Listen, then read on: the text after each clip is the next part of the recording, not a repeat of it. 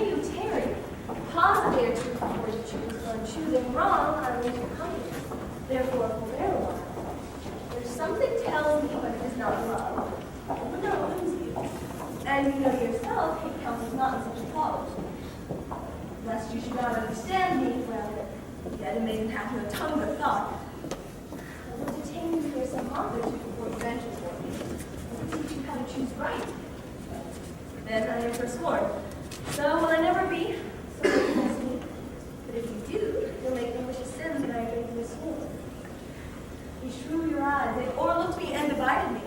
One half of me is yours, the other half yours. Mine, I would say, but if mine were yours, and so all yours.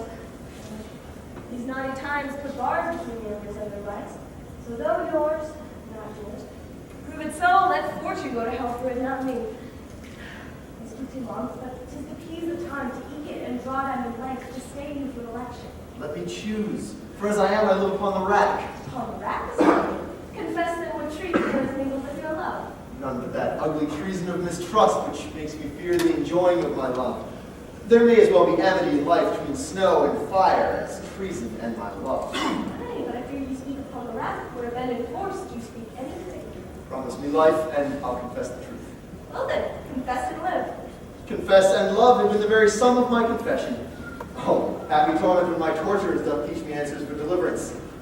But let me to my fortune in the caskets. Away then, I am locked in one of them. If you do love me, you will find me out. Norissa and the rest stand all aloof. Let music play while he does make his choice. Therefore, if he moves, he makes a swan like end, fading and music. That the comparison may stand more proper, my eyes shall be a stream and water despite for him.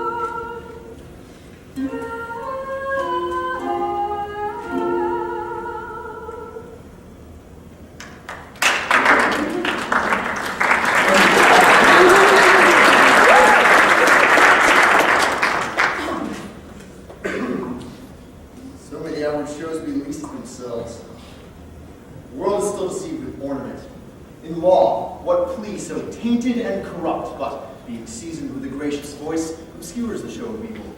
In religion, what damned error, but some sober brow will bless it and approve it with a text, hiding the grossness with fair ornament. There is no vice so simple, but assumes some mark of virtue on its outward parts. How many cowards, whose hearts are all as false as stairs of sand, wear yet upon their chins the beards of Hercules and frowning Mars, who, inward search, to have livers white as milk, and these assume but valor's excrement to render them redoubted. Look on beauty, and you shall see 'tis purchased by the weight. There works a miracle in nature, making them lightest that wear most of it. So are those crisp, snaky golden locks which make such wanton gambles with the wind upon supposed fairness, often known to be the dowry of a second day, the skull that bred them in the sepulchre. Thus, ornament is but the guiled shore to a most dangerous sea, the beauteous scarf veiling in Indian beauty. In a word, the seeming truth which cunning times have drawn to entrap the wisest. Therefore, thou gaudy gold, hard food for Midas, I will none of thee, nor none of thee, thou base and common drudge between man and man. But thou meager lead, that rather threatens than does promise aught. Thy paleness moves me more than eloquence, and here choose I, joy be the consequence.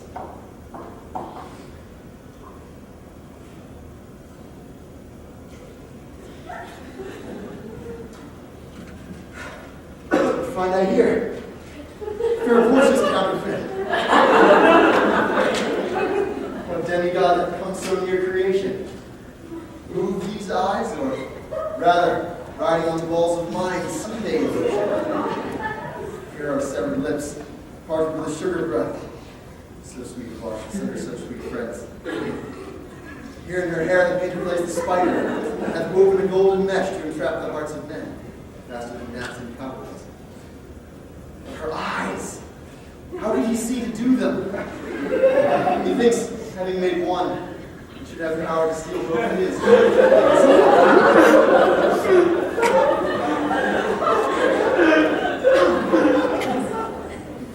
Yes. Look how far the substance of my praise doth wrong the shadow that reprising. So far the shadow is removed behind the substance. Here's the scroll, continent and summary of my fortune. You that choose not by the view, chance is fair and choose is true. Since this fortune falls to you, be content and seek no new. If you are well pleased with this, and hold your fortune for your bliss, turn to where your lady is, and claim a loving kiss, a gentle scroll. Fair lady, by your leave, I come by night, to give and to receive. Like one of two contending in a prize that thinks he hath done well in people's eyes, hearing applause and universal shout, giddy in spirit, still gazing in a doubt whether these pearls of praise be his or no. So, thrice fair lady, stand I, even so, as doubtful whether what I see be true until confirmed, signed, ratified by you. You see me, Lord Bassanio, where I stand, such as I am. So for myself alone, I would not be ambitious if I wished to wish myself much better. And for you, I would be troubled 20 times myself. 1,000 times more fair, 10,000 times more rich, than to only stand high in your account. And in virtues, livings, beauties, friends exceed account. But the full something is some of something. Determined gross and unlessoned wrong, unschooled, unpracticed. Happy in this, she is not yet so old that she may learn. Happier than this, she is not bred so dull that she can learn. And happiest of all is that her gentle spirit commits itself to yours, to be directed, as from her lord, her governor, her king. Myself and what is mine to you and yours have now converted. And even now I was the lord of this fair mansion, master of my servants, queen over myself.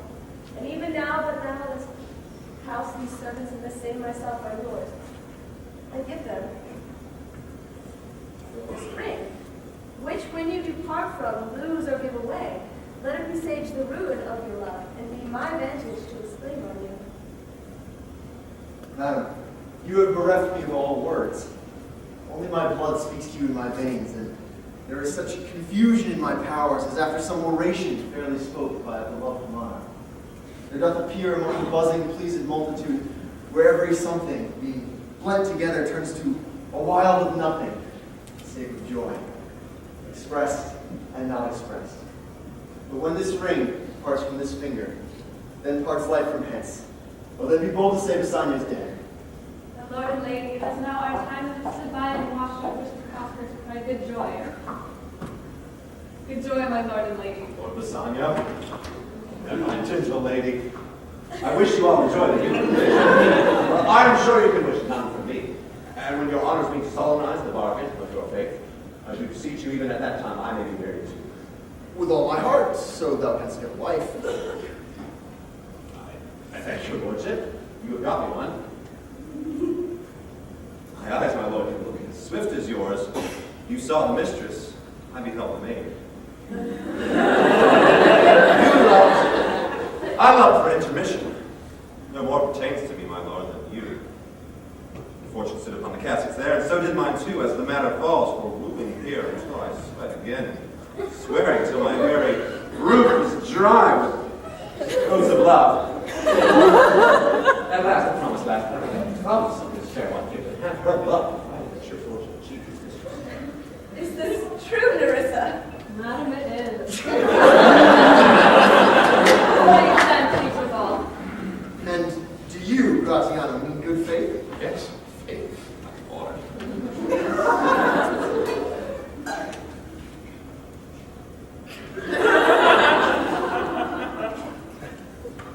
She'll be much honored in your marriage. We'll play with him the first boy for 1,000 ducats. What, staked out? Oh, we'll never win at that sport and stay down. Oh, who comes here? Lorenzo and his infidel.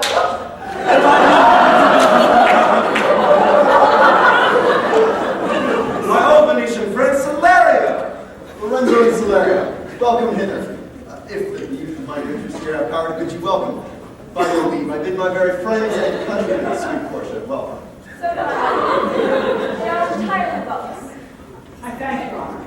For my part, my lord, my purpose was not to have seen you here. But in meeting Celerio, by the way, he did entreat me past all save days. Come with him along. I did, my lord, and I agreed to it.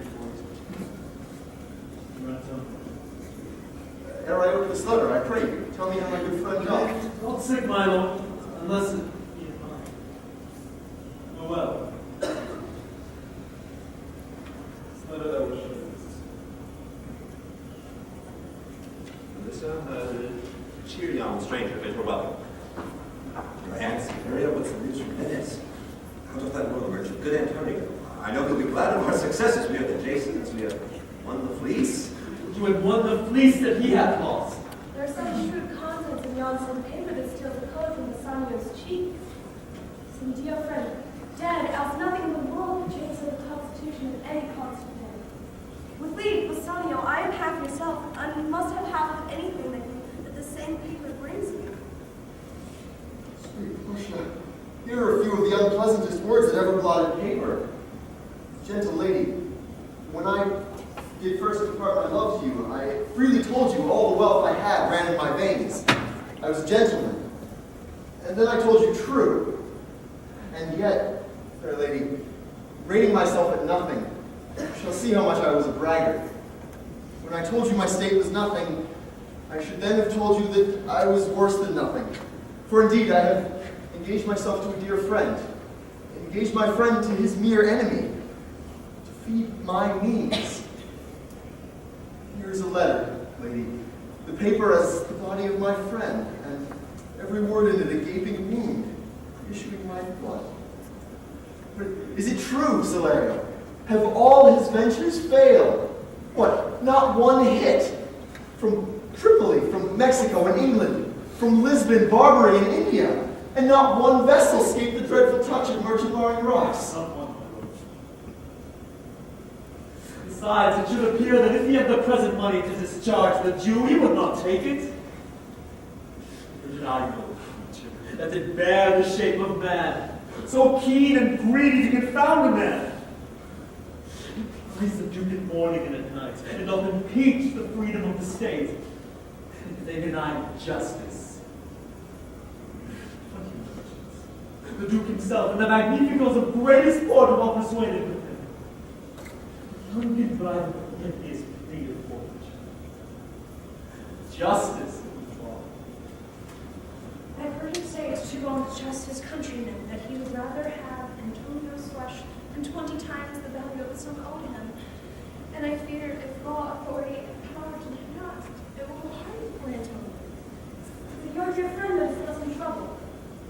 Dearest friend to me, kindest man, best conditioned and unwearied spirit in human courtesies, and one in whom the ancient Roman honor more appears than any that draws breath of Italy.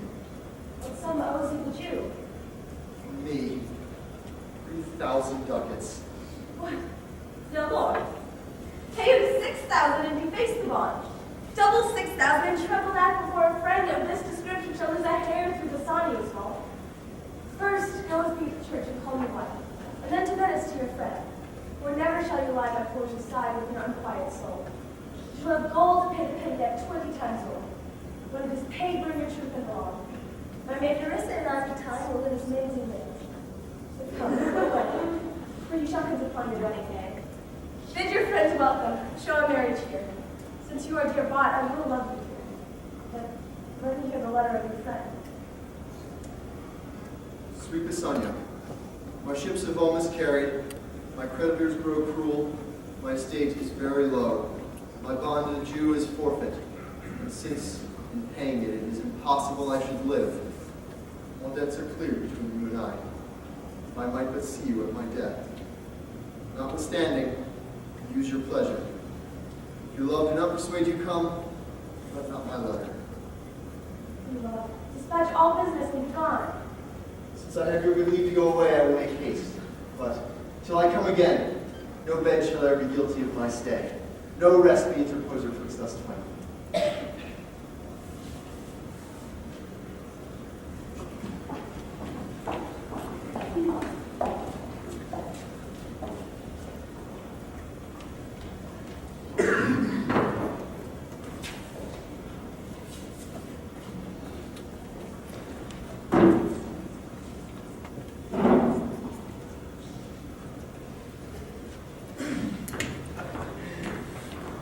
Hear me yet, good child. I'll have my bond. I speak not against my bond. I swore an oath that I will have my bond. Thou callest me a dog before thou hast the cause. But since I am a dog, beware my fangs.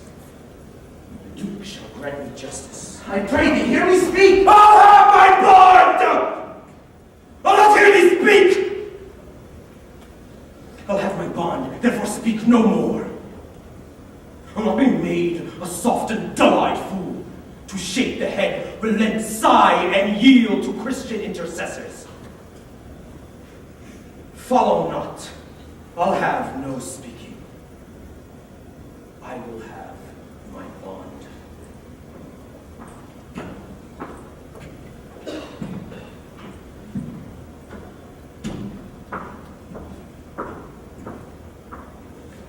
Tis the most impenetrable current that ever kept with men. Let him alone.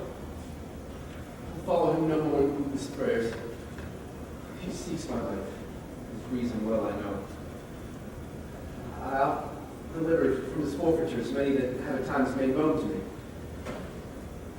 Therefore he hates me. I'm sure the Duke will never grant this forfeiture to pass.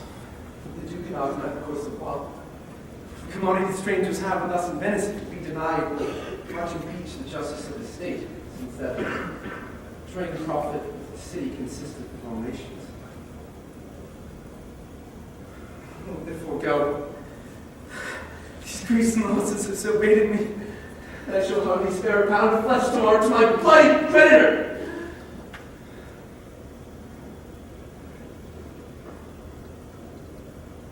Pray God Bassanio will come to see me pay his debt. And then I care not.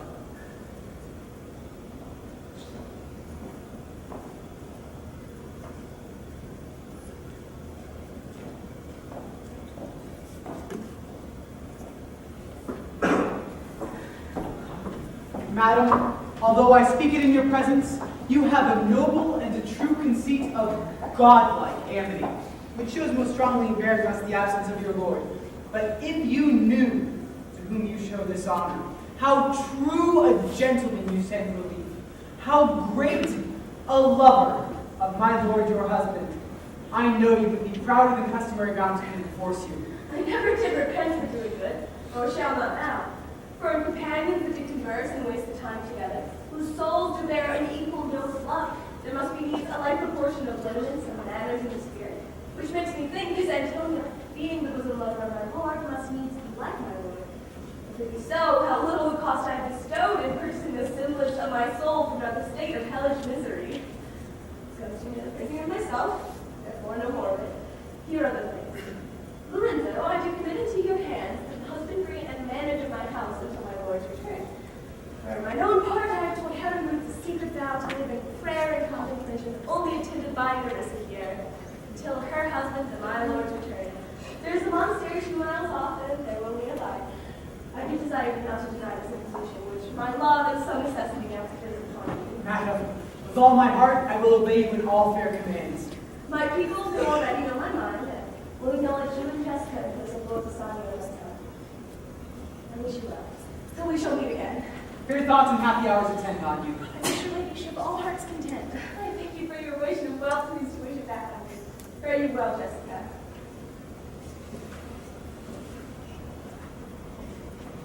Now about the doctor. If I have ever found the honest true, let me find thee still. Take this same letter, and use thou all endeavor of a man to speak Padua. See thou rendered into my hand, Dr. Valario. Will put notes and garments that fit thee, and bring them, I pray thee, with imagined speed unto the Trent, to the common ferry which trades to Venice. Waste no time in words, but get thee gone. I will be there before thee. Madam, I go with all convenient speed. Come, Lisa, for there is work in hand that you know is another. We shall see our husbands before they think of us. Shall they see us? They shall, Larissa, but in such a habit that they will think we are accomplished with that we lack. And I'll hold thee any wager we are both accoutred like young men. I will prove the prettier fellow of the two, and bear my dagger with a braver grace, and speak between the change of man and boy with a reed voice, and turn two mincing steps into a manly stride, and speak a phrase like a fine bragging youth, and tell tales how quaint young ladies sought my love, which I denied, they fell sick and died, and could not do it all, and I'll repent and wish for all that I had not killed them. 20 of these puny lives I'll tell, that men will swear I discontinued school above a 12-month. I have within my mind 1,000 raw tricks of these bragging jacks, which I will practice. What? Shall we turn to men? Fine. What a question is that? If thou wert near a lewd interpreter. But come, I'll tell thee all my whole device when I am in my coach, which stays for us at the park gate. But come away, for we must measure 20 miles today. Yes, truly, for look you, the sins of the father are to be laid upon the children. Therefore, I promise ye, I fear you. I was always plain with you, and now I speak my agitation of the matter. Therefore, be of good cheer. For truly, You are damned! there is one kind of hope in it that can do you any good, and one kind of bastard hope neither. And what hope is that, I think? Mary, you may partly hope your father got you not. You are not the Jew's daughter, or a kind of bastard hope. So the sins of my mother she laid upon me. Yes, truly, and you are damned to my father and mother. Thus, I shun the skill of your mother. I follow to Charybdis, your father. But you are gone both ways. I shall be saved by my husband. He hath made me a Christian. But truly, the more to blame he. We were Christians and now the more, even as many as could well live one by another. This making of Christians will shortly raise the price of hogs. And then if we grow all to be pork eaters, we shall not shortly have a rash around the holes for money. I shall tell my husband Lancelot what you say. Here he comes. I will grow jealous of you shortly, Lancelot, if you get thus my wife into quarters. You need not fear us, Lorenzo. Lancelot and I are out. He tells me plainly there is no mercy for me in heaven because I am a Jew's daughter. And he says you are no good member of the Commonwealth for converting Jews to Christians. You raise the price of pork. I can answer that better to the Commonwealth than you can the getting up of the Negro's belly. Moors with child by you, Lancelot. It is much that the more should be more than reason, but should be any less than an honest woman. She is indeed more than I took her for. How every fool can play upon the word. I think the best grace of wit will shortly turn to silence, and discourse will commendable in none only but parents. Going, sir, and bid them prepare for dinner. That is done, sir. They have all stomachs. Good Lord, whipsnapper are you? Then bid them prepare dinner. That is done too, sir. Only cover is the word. Will you cover then, sir? Not so, sir, neither. I know my duty. More quarreling with occasion. Wilt thou show the whole wealth of thy wit in an instant? I pray. Understand a plain man in his plain meaning. Go to thy fellows. Bid them cover the table, serve in the meat, and we will come to dinner. For the table, sir, it will be served in. For the meat, sir, it shall be covered. For your coming into dinner, sir, why let it be as humor's and conceits shall govern. Oh, dear discretion, how his words are suited. The fool hath planted in his memory an army of good words, and I know many fools that stand in better place, garnished like him, that for a tricksy word defy the matter. But how cheerest thou, Jessica? And now, Bruce, we say thy opinion. How dost thou like the Lord Bassanio's wife? Past all expressing, it is well meant the Lord Bassanio should have been upright. For having such a blessedness, like provides the joys of heaven and on earth. And if on earth we do not need it, then in all reason we should go to heaven. Why, if two gods should play some heavenly match, and on the wager lay two earthly men, and portion one, there must be something else upon for the other, for the poor world hath not heard of. Even such a husband hast thou of me, as she is for a wife. Nay, that's my opinion too of that. I will not. First let us to dinner. Nay, let me praise you while I have a stomach. No, let it serve for table talk. Then, howsoever thou speakest, amongst other things I shall digest. Well, set you forth.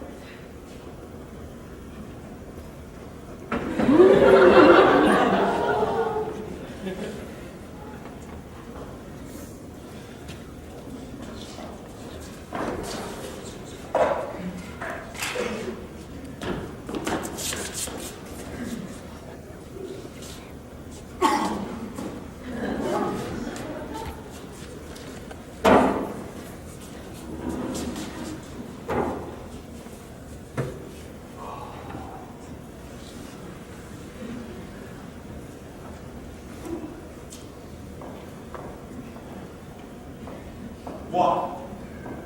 Then don't you here? Ready, so please, your grace. Sorry for thee. Thou couldn't answer a stony adversary. An inhuman wretch, incapable of pity, loyal, and even a dram of mercy. I've heard your grace hath taken great pains to qualify his rigorous course. Since he stands obdurate, and that no lawful means can carry me from his enemy's reach, I do oppose my patience to his fury, and am armed to suffer with the quietness of spirit, the very tyranny and rage of his. Go, and bring the Jew into the courts. He is ready at the door. Come. Make room! He may stand before our face. Shylock, the world thinks, and I think so too, thou wilt leave this fashion of thine house to the last hour of act. Then, 'tis thought, thou shalt show thy remorse and mercy more strange than is thy strange apparent cruelty. Where's the tax penalty, which is a pound of this poor merchant's flesh? Thou shalt not only lose the Lord, but touch with human gentleness and love. Forgive him what he does. Cast an eye of pity on his losses, which had of late so huddled on his back, and now to press a royal merchant down, and pluck commiseration of his state, grasping bosoms of love, and rough hearts of plates. For stubborn person fathers never trained the offices of tender courtesies. We all expect a gentle answer. Jew. I have possessed your grace of what I purpose, and by our holy Sabbath have I sworn to have the due and forfeit of my bond. If you deny it, let the danger light upon your charter and your city's freedom. You'll ask me why I rather choose to have the weight of carrion flesh than to receive 3,000 ducats. I'll not answer that, but say it is my view. Is it answered? What if my house be troubled with a rat, and I be pleased to give 10,000 ducats to have it bathed? What are you answered yet? Some of them there are love not a gaping pig. Some that are mad, they behold a cat, and others, when the bagpipe sings in the nose, cannot contain their urine. For affection, mistress of passion, sways it to the mood of what it likes or knows. Now, for your answer, as there is no firm reason to be rendered why he cannot abide a gaping pig, why he, a harmless necessary cat, why he, a woolen bagpipe, but a force must yield to such inevitable shame as to offend himself being offended. So can I give no reason, nor will I not, more than a lodged hate and certain loathing I bear unto him, and I follow thus a losing suit against him. Are you answered? This is no answer, thou unfeeling man, to excuse the current of thy cruelty. I am not bound to please thee with thy answers. Do all men kill the things they do not love? Hates any man the thing he would not kill? Every offense is not a hate at first. What, wouldst thou have a serpent sting thee twice? I pray you! Think you question with the Jew? You may as well stand upon the beach and bid the maiden flood make his usual height. You may as well use question with the wolf why he hath made the ewe bleat for the lamb. You may as well forbid the mountain pines to wag their high tops and to make no noise when they are threatened with the gusts of heaven. You may as well do anything most hard and seek to soften death, and what's harder, his Jewish heart. Therefore, I do beseech you, make no more offers, use no farther means, but with all brief and plain conveniency. Let me have judgment, and the Jew his will. For thy 3,000 ducats, here is 6. If every ducat in 6,000 ducats were in 6 parts, and every part a ducat, I would not draw. I would have my bond. How dost thou hope for mercy? Rendering none. What judgment shall I dread doing no wrong? You have among you many a purchased slave, which like your dogs and your asses and mules, you use in abject and in slavish parts because you bought them. Shall I say to you, let them be free, marry them to your heirs? Why sweat they under burthens? Let their beds be made as soft as yours, and let their palates be seasoned with such viands. You will answer, the slaves are ours. So do I answer you. The pound of flesh which I demand of him is dearly bought. 'Tis mine, and I will have it. If you deny me, fine upon your law. There's no force in the decrees of Venice. I stand for judgment. Answer, shall I have it? By my power, I may dismiss this course. Unless Maury, a well-learned doctor whom I sent for to determine this, comes here today. My lord, there stays without a messenger with letters from the doctor to come. Bring us the letter. Fetch the messenger.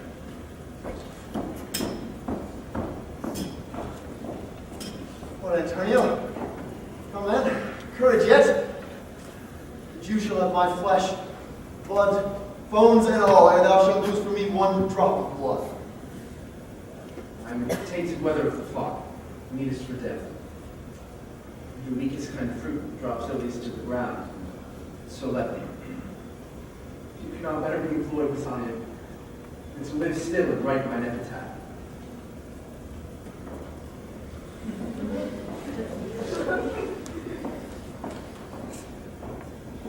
Come you from Padua, from Bellario. From both, my lord. Bellario reads your grace. Just like what thy knight so earnestly. Cut the forfeiture from the bankrupt there. From thy soul, but on thy soul, harsh Jew, thou makest thy knife keen. No blade can, not the hangman's axe, bear half the keenness of thy sharp envy. Can no prayers pierce thee? No, none but thou has wit enough to make. Thou damned inexorable dog! For thy life let justice be accused! Thou almost makes me waver in my faith. To hold opinion with Pythagoras, the souls of animals infuse themselves in men. A currish spirit governed a wolf, who hanged for human slaughter, even from the gallows did his fell soul fleet. And whilst thou layest, in thy unhallowed dam infused itself in thee. For thy desires are wolfish, bloody, starved, and ravenous. So thou canst rail the seal from off my bond. Thou but offendest thy lungs to speak so loud. Repair thy wit, good youth, or it will fall to cureless ruin. Stand here for long. This letter from Bellario is to commend the young and young doctor to our court.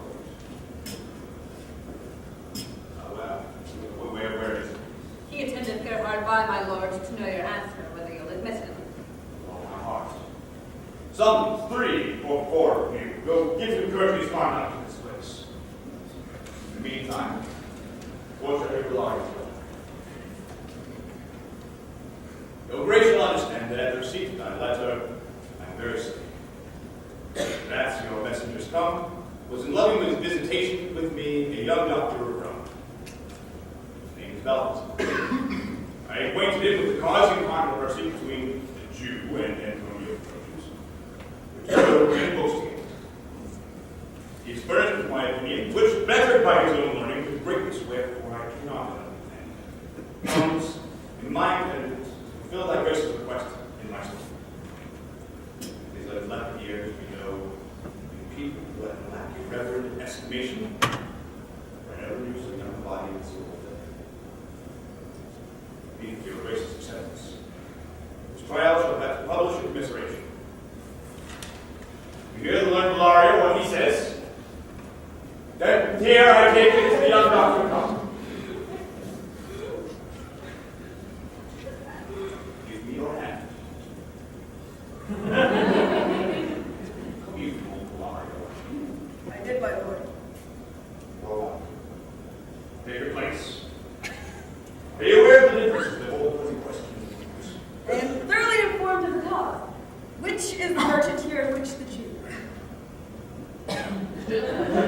Antonio and old Shylock, both. They stand forward. Your name Shylock. Shylock is my name. The strange nature of the suit you follow, and such rules that the Venetian law can impugn you as you do proceed.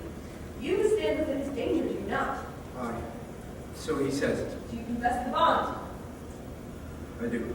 Then must the Jew be merciful? On what compulsion must I? Tell me that. The quality of mercy is not strained. It droppeth like a gentle rain from heaven upon the place beneath. It is twice blessed. It blesses him that gives and him that takes. 'Tis mightiest in the mightiest. It becomes the throned monarch better than his crown. His scepter shows the force and power of temporal power. The attribute to awe and majesty wherein doth sit the dread and fear of kings. But mercy is above this sceptred sway. It is enthroned in the hearts of kings. It is an attribute to God himself. And earthly power doth then show like as God, when mercy seasons justice. Therefore, Jew, though justice be thy plea, consider this. In the course of justice, none of us should see salvation. We do pray for mercy, and that same prayer doth teach us all to render the needs of mercy. I spoke thus much to mitigate the justice of thy plea, which, if thou follow the strict court of Venice, must needs give sentence against the merchant there. My deeds upon my head.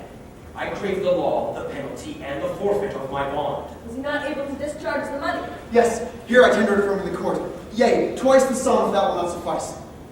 I will be bound to pay it 10 times more, on forfeit of my hands, my head, my heart. If this will not suffice, it must appear that malice bears down truth. And I beseech you, rest once the law to your authority. To do a great right, do a little wrong, and curb this cruel devil of his will. It must not be. There's no power in Venice can alter a decree established. It will be recorded for a precedent, and many an error by the same example will rush into the state. It cannot be. A Daniel, come to judgment, yea, a Daniel. Oh, wise young judge, how I do honor thee. Pray thee, let me look upon the bond. Here 'tis, most reverend doctor, here it is. Shylock, there's thrice thy money offered thee. An oath? An oath? I have an oath in heaven. Shall I lay perjury upon my soul? No, I do not confess. Why then, this bond is forfeit, and lawfully by this the Jew may claim a pound of that same merchant's flesh, to be by him cut off nearest the merchant's heart. Be merciful. Take thrice thy money. Bid me tear the bond. When it is paid according to the tenor. Doth appear you are a worthy judge. You know the law, your exposition hath been most sound. I charge you by the law whereof you are a well-deserving pillar. Proceed to judgment. I swear there is no power in the tongue of man to alter me. I stay here for my bond. Most heartily, I do beseech the court to give the judgment. Why then, thus it is. You must prepare your bosom for his knife. Most noble judge, oh, excellent young man. For the intended purpose of the law hath full relation to the penalty, which here appeareth due upon the bond. It's very true. Oh, wise and upright judge, how much more elder art thou than thy looks. Therefore, lay bare your bosom. Aye, his breast, so says the bond, doth it not, noble judge? Nearest his heart, those are the very words. It is so. Are there balance here to weigh the flesh? I have them ready. Have by some surgeon, Shylock, on your charge to stop his wounds lest he bleed to death. So nominated in the bond? It's not so expressed. But what of that? 'Twere good so much for charity? I cannot find it. It is not in the pond. Your worship, have you anything to say? A little. I am all too well prepared. Give me your hand, Sonny.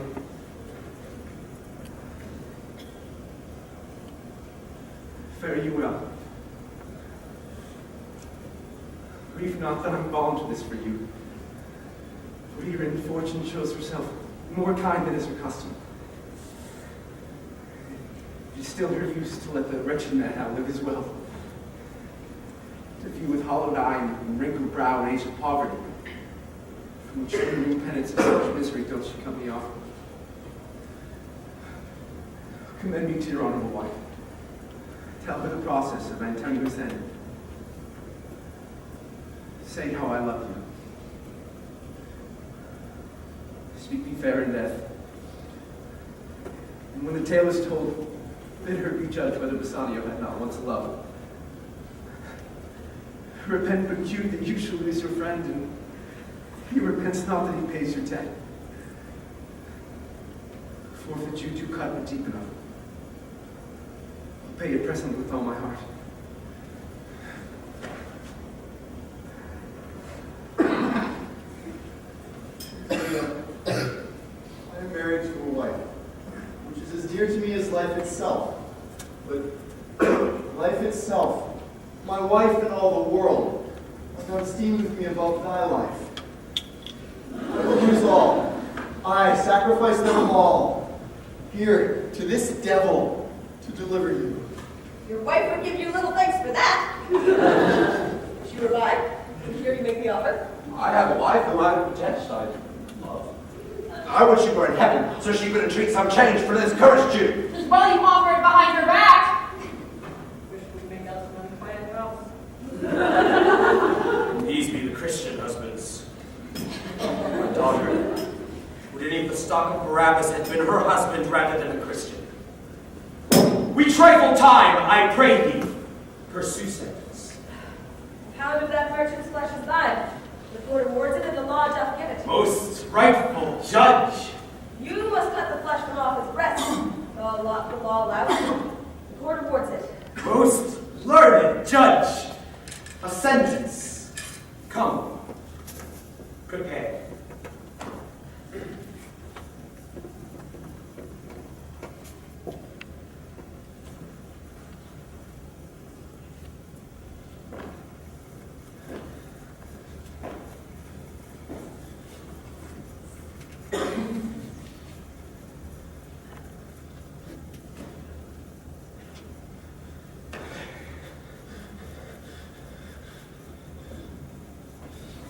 Tarry a little. There is something else. This bond doth give here no jot of blood. The words expressly are, a pound of flesh. Take then thy bond. Take thee thou pound of flesh, but in the cutting of it, cuttest thou no drop of Christian blood. If thou dost, then all thy lands and goods are by the laws of Venice confiscate into the state of Venice. Oh, a bright judge! Mark you, a learned judge. Is that the law? Thyself shalt see the end, for as thou urgest justice, be assured, thou shalt have justice, more than thou desirest. A learned judge. Mark you, a learned judge. I take this offer then. Pay the bond price and let the Christian go. Here's the money. Soft, you shall have all justice, soft, no haste. You shall have nothing but penalty. Daniel, the second Daniel. Say I, now infidel, I have you on the hip. Therefore, prepare thee to cut off the flesh. But sheddest thou no drop of blood, nor cuttest thou more nor less but just a pound. Thou cuttest more or less but just a pound, be it so much as makes it light or heavy in the substance, or the division of the 20th part of one poor scruple. Nay, the scale do turn in the estimation of a hair. Thou diest, and all thy goods are confiscate.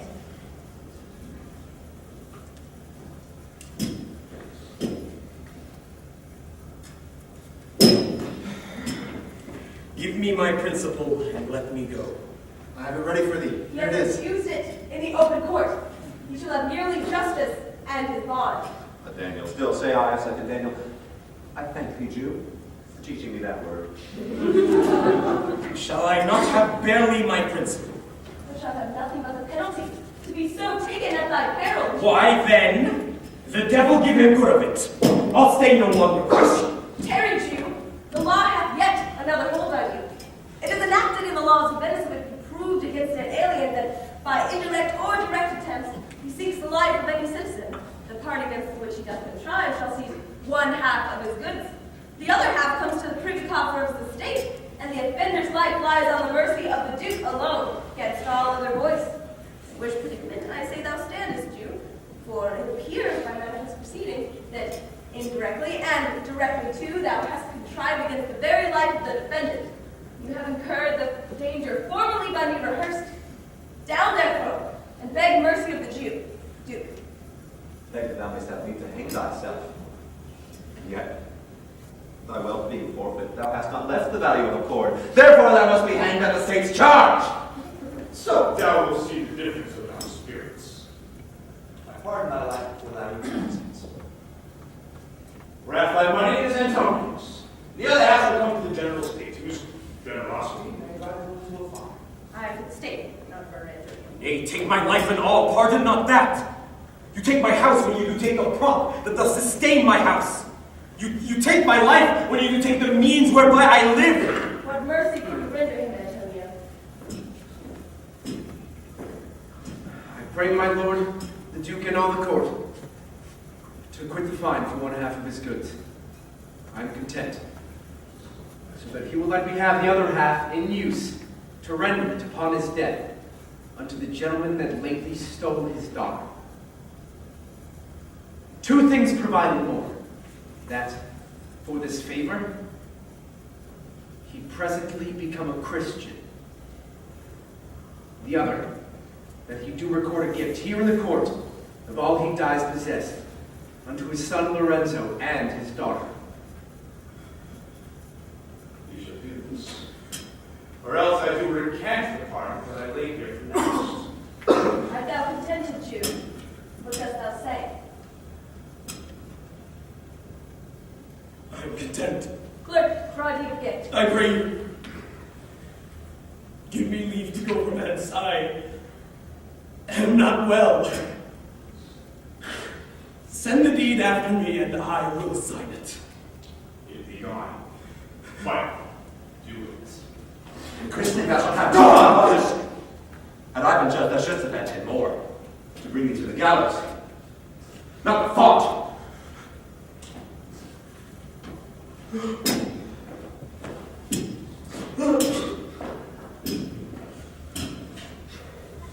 Sir! I entreat thee home with me to dinner. I humbly do desire your grace pardon. We must away tonight to our Padua and meantime perfectly set forth. Sorry. Antonio! Pay this man. For in my mind, thou art much bound to him.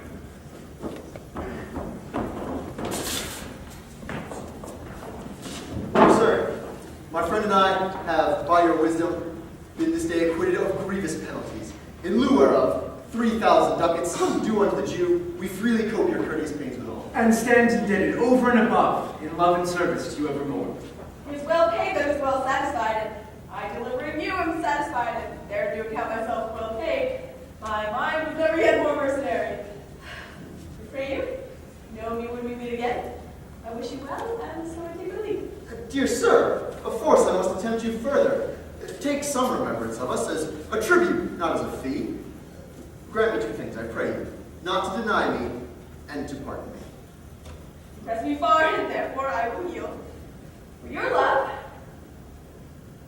I'll take this ring. Do not throw back your hand. You in love shall not deny me this. This ring, good sir, alas, it is a trifle. I will not shame myself to give you this. I will have nothing else but only this.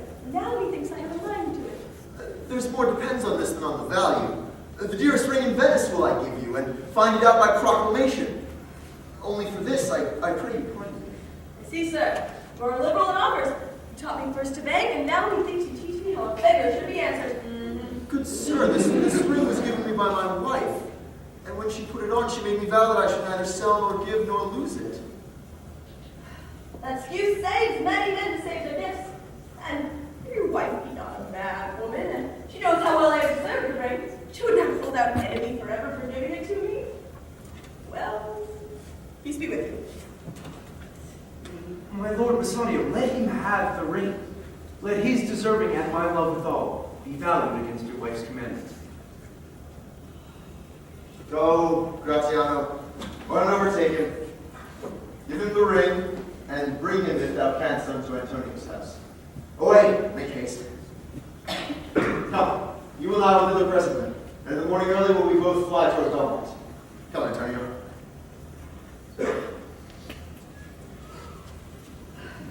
Inquire the Jew's house out, give him this deed and let him sign it.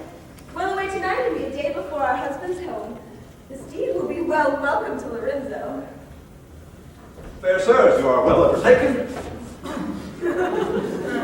My lord Bassanio, upon more advice, has sent you here this ring, and doth entreat the present company at dinner. This cannot be. His gift I do accept most thankfully, and so I pray you tell him.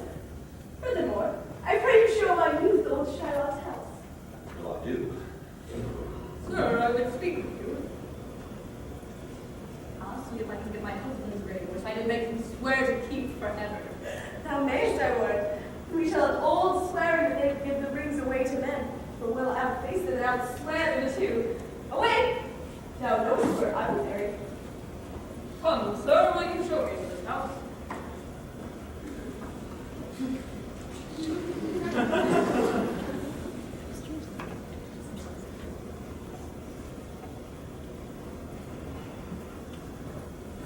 The moon shines bright. Such a night as this, when the sweet wind gently kissed the trees, and they did make no noise. On such a night, Troilus makes not to the Trojan walls, inside his soul toward the Grecian tents, repressed the weather. Such night, it is you fearfully overtook the dew. It's all the final shadow wears, and man is made. On such a night, did pretty Jessica steal from the wealthy Jew, and with an unthrift love, run from Venice as far as hell. On such a night, did young Lorenzo swear to help her well, stealing her soul with many vows of faith, and ne'er a true one. On such a night as this, did pretty Jessica, like a little shrew, snare her along.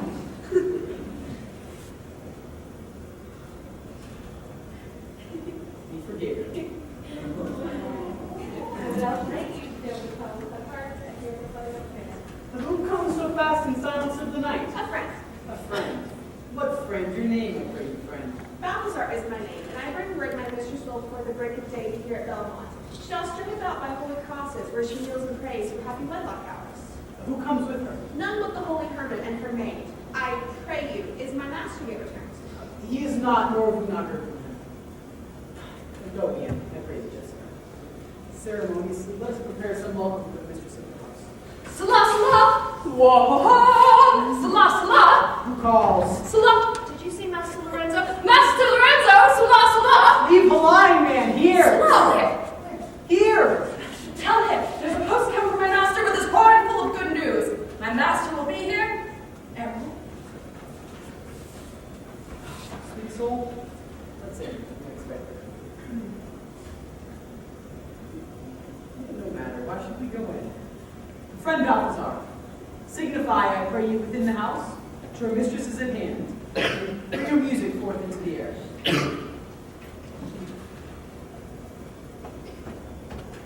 How sweet the moonlight sleeps upon this bank.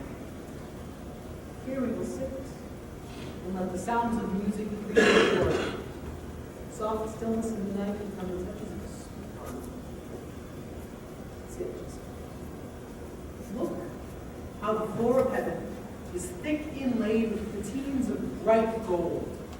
There's not the smallest chord that thou beholdest, but in its motion like an angel sings, still choir into the unmarried pair.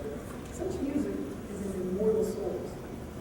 But most of this muddy vesture of decay, but gross suppose it isn't. Not here. Come home and wake Diana with the hymn. With sweetest touches, pierce thy mistress's ear, and draw her home with music.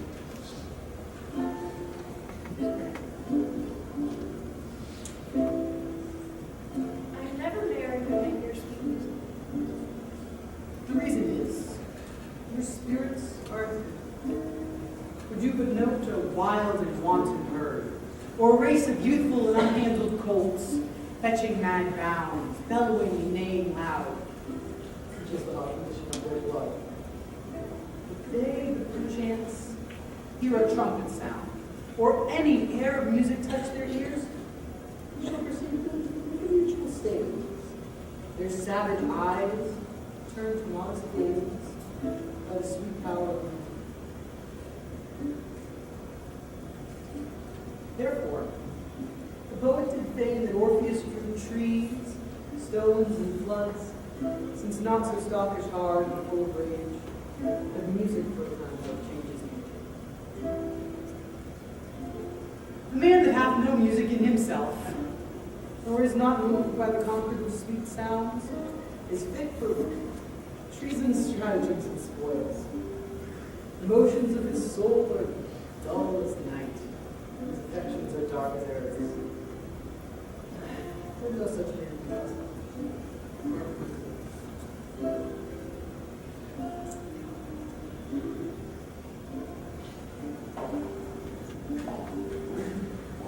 That light was used burning in my hall. How far that little candle throws its beams. So shines it indeed in the naughty world. When the moon showing we cannot see the candle. So doth the greater glory dim the less. A substitute shines as brightly as the king into the kingly fly. And then his state empties itself like an inward brook into the naming waters. Music. It is your music, madam, of the house. Nothing is good without respect. I see it. Methinks it sounds much sweeter than my day. Silence stirs that virtue honest. The crow doth sing as sweetly as the lark when neither is attended. And the nightingale, I think, should she sing by day whenever goose is captive, would be thought no better musician than the wren. How many things by season seasoned are to their right praise and true protection? Peace, oh, the moon sleeps within Demian would not be awake. That is the voice, or I must receive, of Portia. He knows me as the blind man knows the cuckoo. Dear lady, welcome home.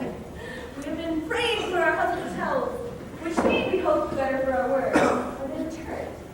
They are not, but there is a messenger come before to signify their coming. Go, Andressa. Give order to my servants that they take no note at all of our being absent hence. Nor you, Lorenzo, Jessica, nor you. We should hold day with the Antipodes if you would walk in absence of the sun. Let me give life, but let me not feed life. For a light wife doth make a heavy husband. Never be the son you so vain. For God's good, all you're welcome to my lord. Thank you, madam. Give welcome to my friend. This is the man. This is Antonio, to whom I am so infinitely bound. You should in all sense be much bound to him, for, as I hear, he was much bound for you. No more than I will have put it up. You are welcome to our home. It must appear in other ways than words that one scans as really courtesy. By honor, I swear you do me wrong. In fact, I gave it to a judge's clerk. Guilt, for my part, since you take it love so much at heart. A quarrel? How? Already?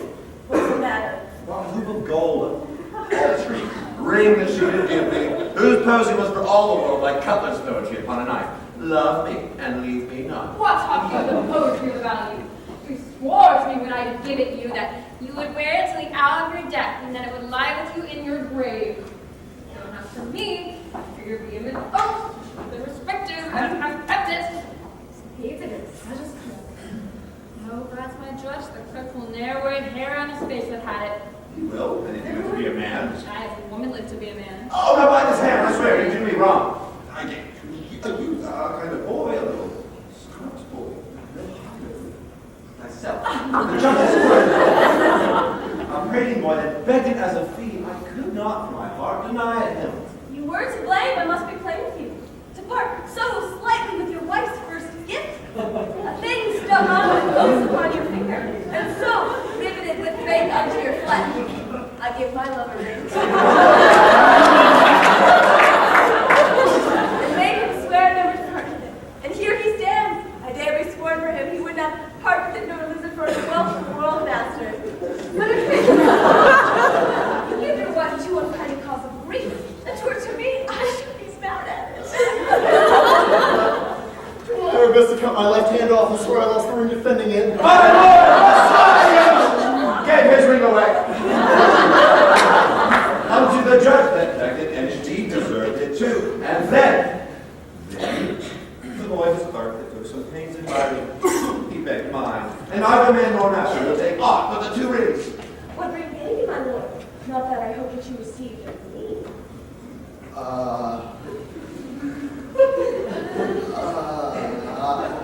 If I could lie unto a fault, I would deny it, but you see my finger hath not the ring upon it.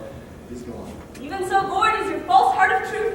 By heaven, I'll ne'er come in your bed until I see the ring. Nor I in yours till I get to see mine. If you did know to whom I gave the ring, and if you did know for whom I gave the ring, and would conceive for what I gave the ring, when naught would be accepted but the ring, and how unwillingly I left the ring, you would have made the strength of your displeasure. If you did know the virtue of the ring, or have the worthiness that gave the ring, or your own honor to contain the ring, you would not let him parted with the ring.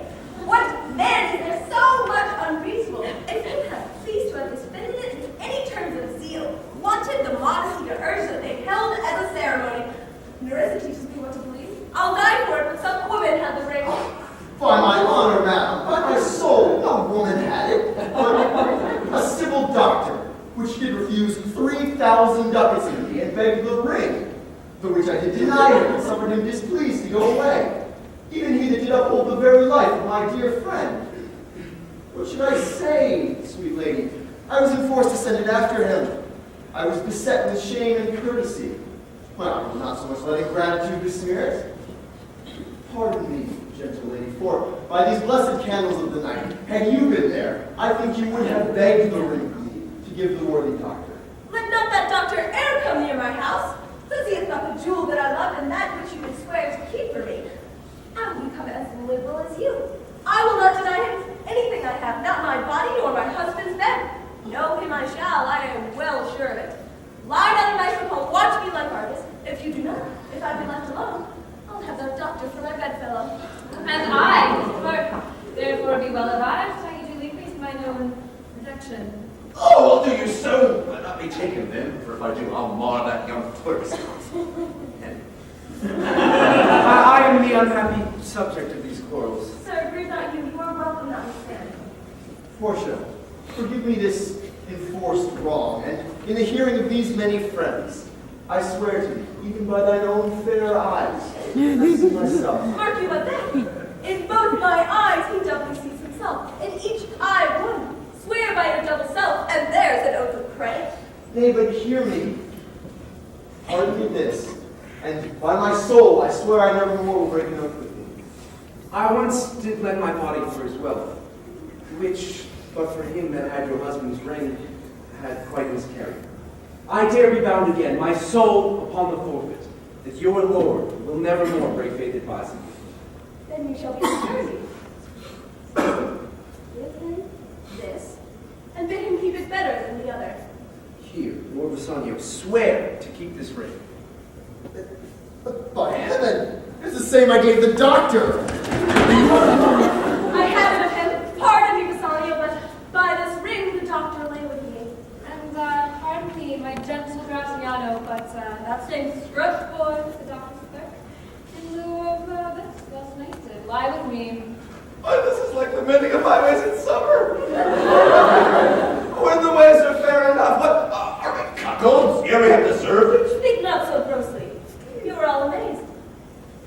Here, take this same letter. It comes from Padua, from Laria. There you shall find that Portia was the doctor, Nerissa there her clerk. Lorenzo shall witness. We set forth as soon as you and have only got returned. I have not yet entered my house. Antonio, you are welcome. And there's better news in store for you than you expect. Unseal this letter soon, and there you shall find the three of your argosies are richly come to harbor suddenly. You shall not know by what strange accident I chanced on this letter. I am dumb. Were you the doctor, and I knew you not? Were you the clerk that is to make me public? I was the clerk that ne'er means to do it until he lives to be a man. Sweet doctor, you shall be my bedfellow. When I am absent, then lie with my wife. Oh, sweet lady, you have given me life and living. For you I would for certain, and the ships are safe to come the road. And now, Lorenzo, my clerk hath some good comforts too for you. I have given from the God feed. Here do I give to you and Jessica from the rich Jew a special deed of gift after his death of all he dies possessed of. Fair ladies, you draw manna in the way of starved people. It is almost morning, and yet I am sure you are not unsatisfied with these events at full. Let us go in and charge us thereupon interrogatory. We shall answer all things faithfully. Let it be so. First interrogatory, that my Larissa shall be sworn on is, whether till the next night she had rather stay, or go to bed now. It being 2 hours today. Oh, but were a day I should wish it dark that I were couching with the doctor's clerk. Well, while I live, I'll fear no other thing, so sore as keeping safe Larissa's ring.